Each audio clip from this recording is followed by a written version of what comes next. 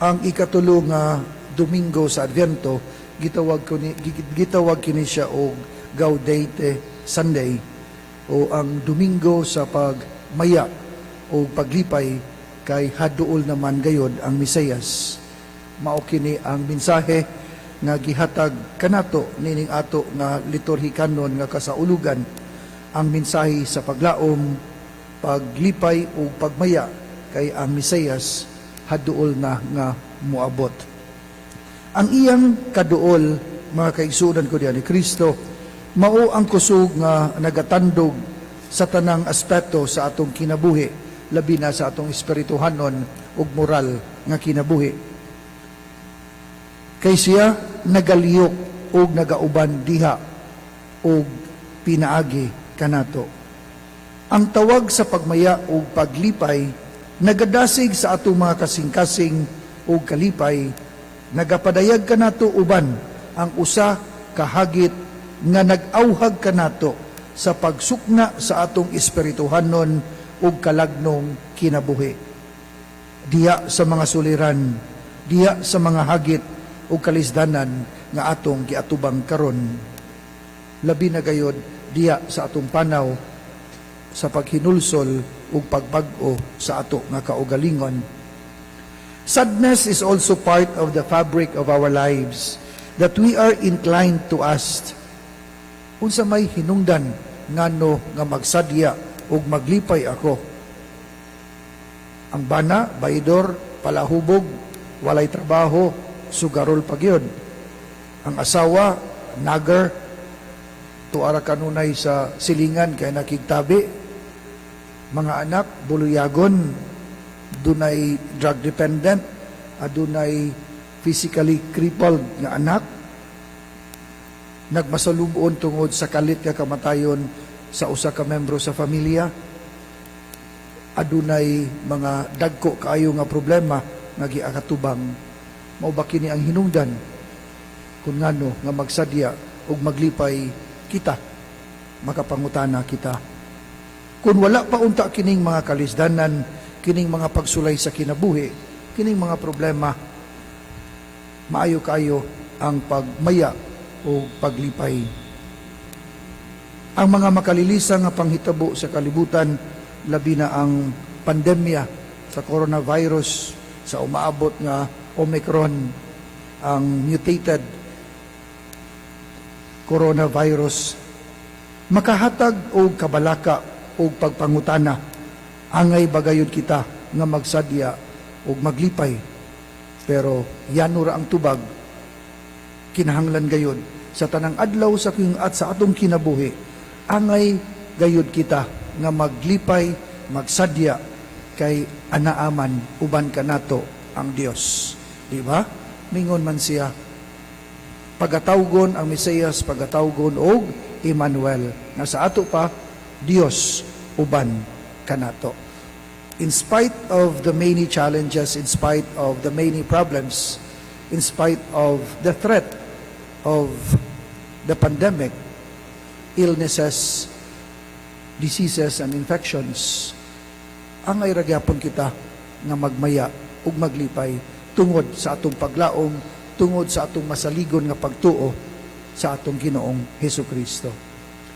While we continue this earthly journey, we experience a bitter, sweet mixture or amalgam of joy and sorrow, pain or trouble, but from an awareness of the presence of Christ within ourselves.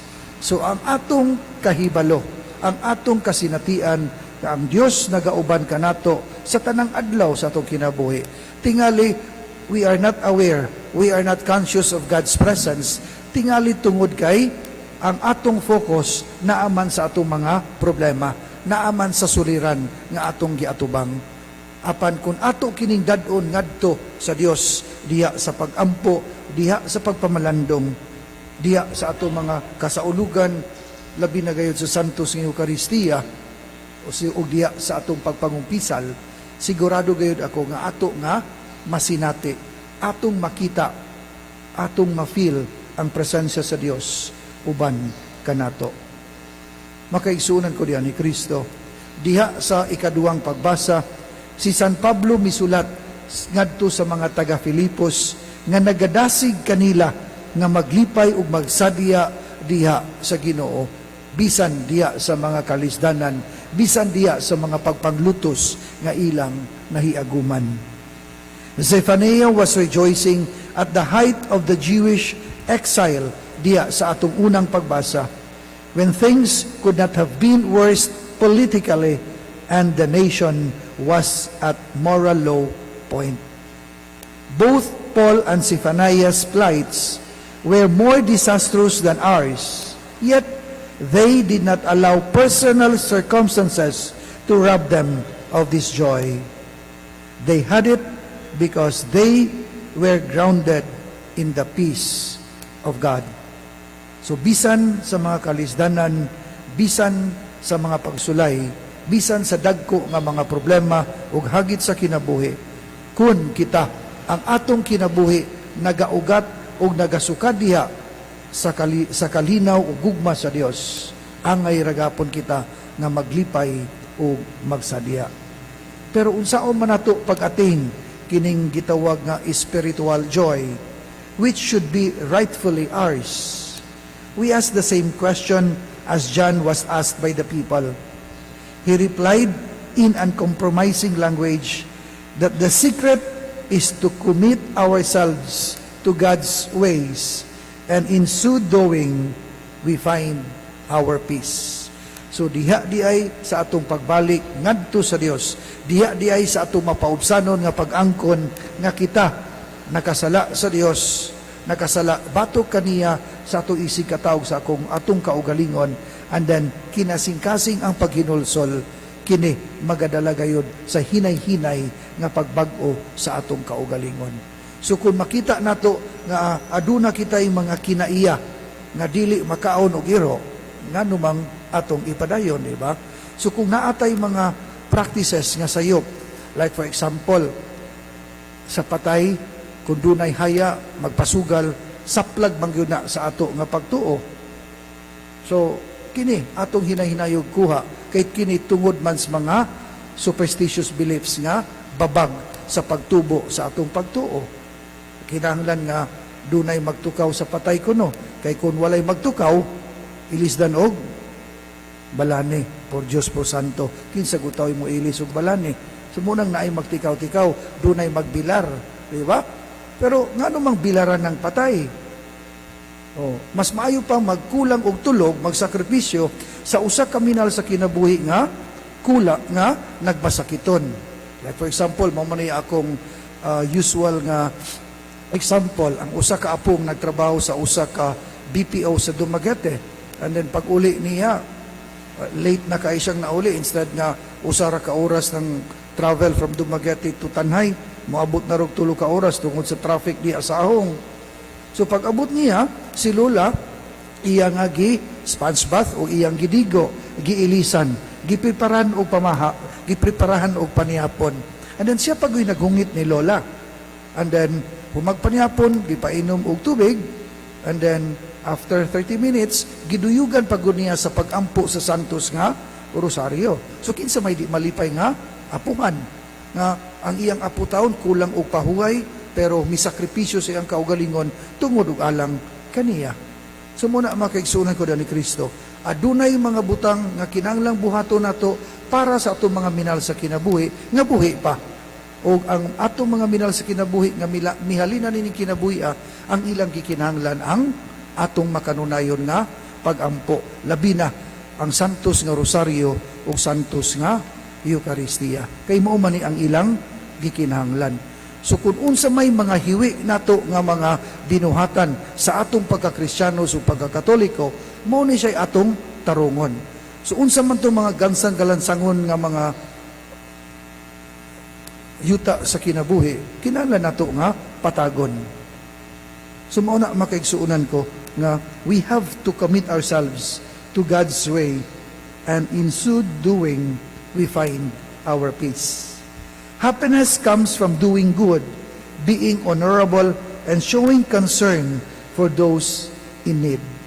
Pagkahuman ako ganina sa misa sa alauna nga patay, adunay mga badyaw nagdala sa ilang mga anak nangayo.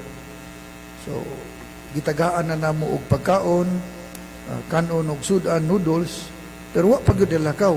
Ibalo mo unsay gipaabot. Ibalo na mo unsay gipaabot.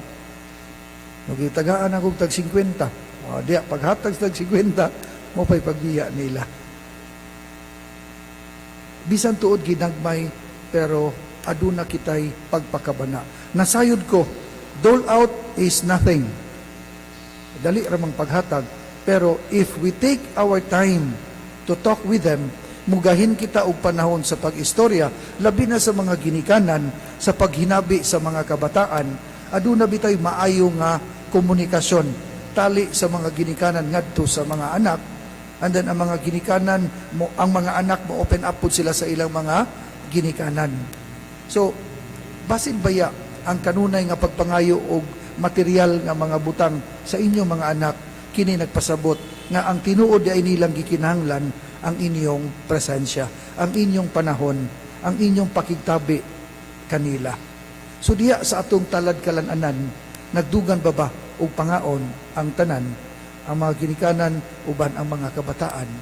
Aduna bay discussions nga nahitabo diya sulod sa ato nga kalananan, o before sleeping nagampo pa ba sa Santos nga Rosario ang tibuok pamilya. Makaigsunan ko diya ni Kristo, sharing made demands on Christ who came into our world and pilgrimage and journeyed with us from the cradle to the grave. The joy which stems from our faith means that whether playing or praying, laughing or weeping, walking or dancing, talking or listening, Christ shines forth from us. So pinaagi day sa atong mga buhat sa gugma o kaluoy o pagtuo, atong gipaambit, atong gipadayag si Kristo ngadto sa usag-usa. No one who has ever experienced this joy would exchange it for all the pleasures and comforts of this world. Makaigsuunan ko diyan ni Kristo, kung ang ebanghelyo maayong balita, then this could be a conclusion be reached from the expression of our faces. So diha sa atong pagdawat sa pulong sa Dios, nagmalipayon ba kita nga mipaambit ni ini, dili lamang sa pulong, kundili labaw sa tanan, pinaagi sa atong mga maayo ug matarong nga mga buhat. May God bless us all, and God of mercy on us.